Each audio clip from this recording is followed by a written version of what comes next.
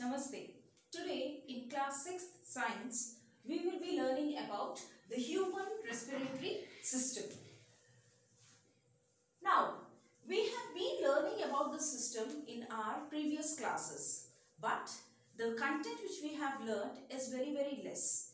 In 6th class, we will be learning about this topic in detail. What do you mean by respiration? Actually, respiration is a process which involves the breakdown of food to produce energy. But in the lower classes, we just have studied that it is simply taking in of oxygen and leaving out of carbon dioxide.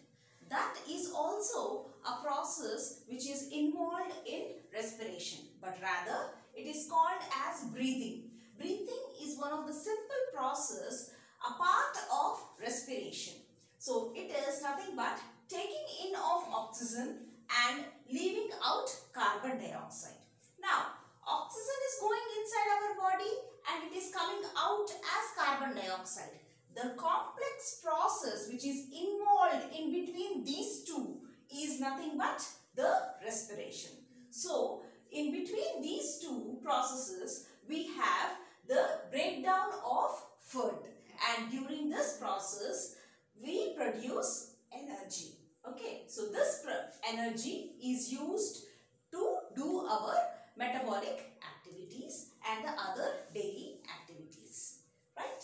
So now that is respiration. So respiration is a process of breakdown of food to produce energy. Okay. Now breathing is a simple process, a part of respiration, and it is nothing but taking in of oxygen and leaving out of carbon dioxide, right? So today we will be learning about the different parts of respiratory system. The respiratory system starts with the nose. Okay, so from the nose, the passage is in this way. It enters into a chamber called as nasal cavity, then the pharynx. This is also seen in the digestive system. Okay, so a part of pharynx is also related with the respiratory system. Okay, so we will be learning about when we learn that in detail. Yes, right. So then comes your larynx. Larynx is nothing but the voice box or the sound box, right? Okay, it is a part through which we actually speak. Okay, we produce sound. Then it is the trachea. Trachea, you have learnt it in the name of the windpipe in your lower classes. Then comes the lungs, and then the trachea actually divides into two pipe-like structures into each lung. Okay, those are called as bronchi, and then the bronchioles, then the alveoli and the diaphragm. So all these parts you can see in this diagram. So this is how our human respiratory system is built up. Now, we will be learning about the different parts of the human respiratory system in detail. The air enters through the nose and then it enters into the nasal cavity. It is a chamber where the air gets warmed up. Initially, we have lot of hair in the entrance of the nose, which actually filters the dust particles. And moreover, we also have lot of mucus glands which secrete mucus. So any dust particles or germs are entering into this nasal cavity, then they will be filtered and we can get rid of this dust and germs.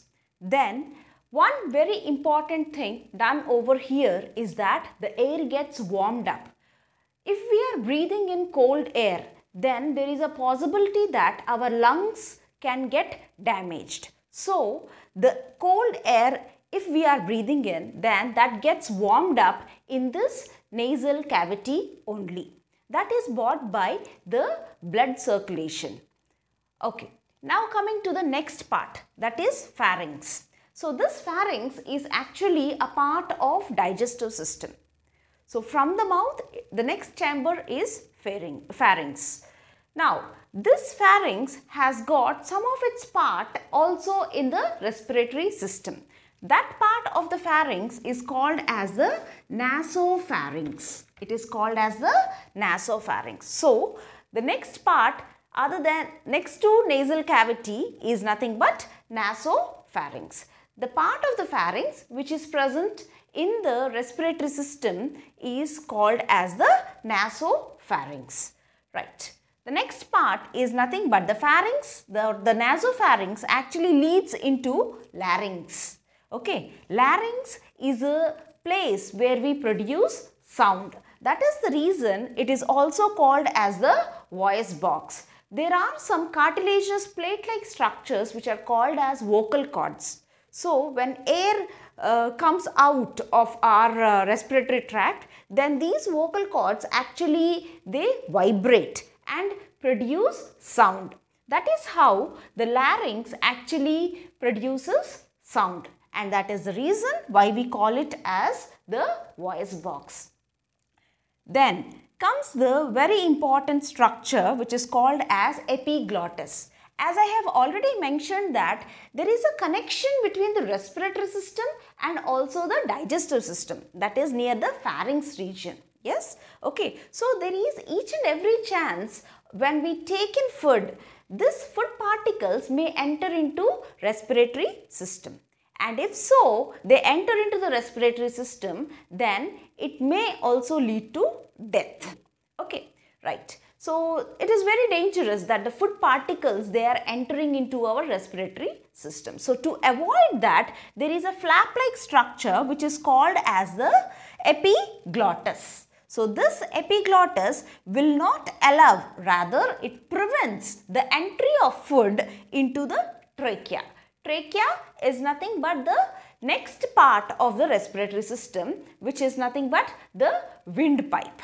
Okay. So, now this is also called as the windpipe because it allows the passage of the air into the main part of the respiratory system, that is nothing but the lungs. So, it is a long tube-like structure approximately 12 centimeters. So, this particular trachea is a long tubular structure. And now children, if there is a very soft pipe, okay, the pipe will not be standing erect. Yes. So, for that it requires some support. So, for trachea also there are some support giving structures which are nothing but cartilaginous rings. So, there are C-shaped cartilaginous rings all through the pipe of the trachea, as you can see here in the picture. Yes. Okay. So, now this trachea divides into the another tube-like structures which are called as the bronchi. Okay. These bronchi then they enter into the lungs. The whole human respiratory system, these lungs are very sensitive children. Okay. And it is present in the thoracic cavity or the chest cavity. Now, these lungs are one of the very delicate organs. They are very thin and richly supplied by blood. Okay. Now, as the trachea divides into bronchi and bronchi, they enter into the lungs. These lungs are triangular in shape and the right lung is slightly larger when compared to the left lung. It is because we have the heart in between these two lungs, and the heart is slightly tilted towards the left side, and that is why it occupies much space towards the left side, and that is also the reason why the left side lung is little bit smaller when compared to the right side lung. Okay. So, now the bronchi further divide into branches which are called as the bronchioles, just like the branches of the tree. Okay. Like that only these bronchi also divide into bronchioles, and they divide and divide. Ultimately, they end up into a special grape-like structures, you know, the cluster of grapes. Yes, like that. So, it ends up into a special grape-like structures which are called as the alveoli.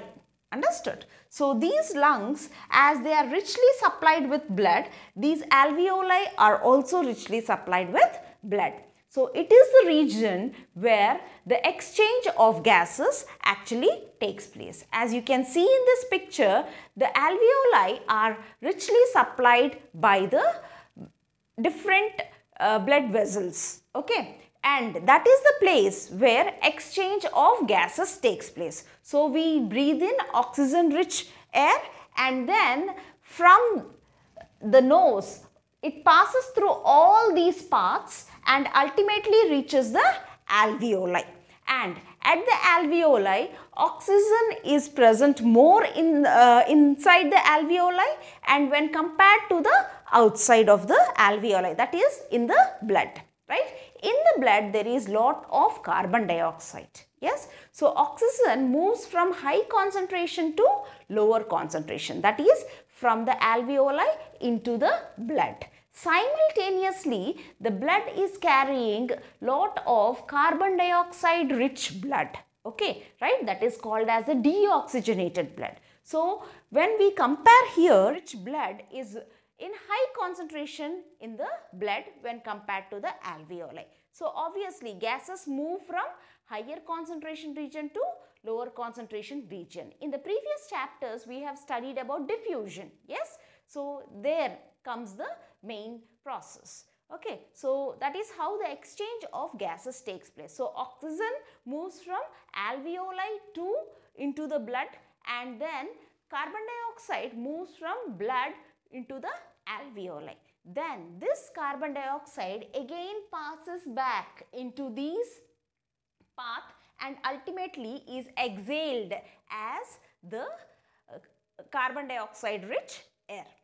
Now, the whole respiratory system is actually based on a flat muscle-like structure which is called as the diaphragm.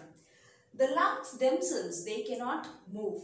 So it is the movement of this diaphragm and also the movement of the muscles which are present in the rib cage inside the chest wall actually help in better inhalation and exhalation.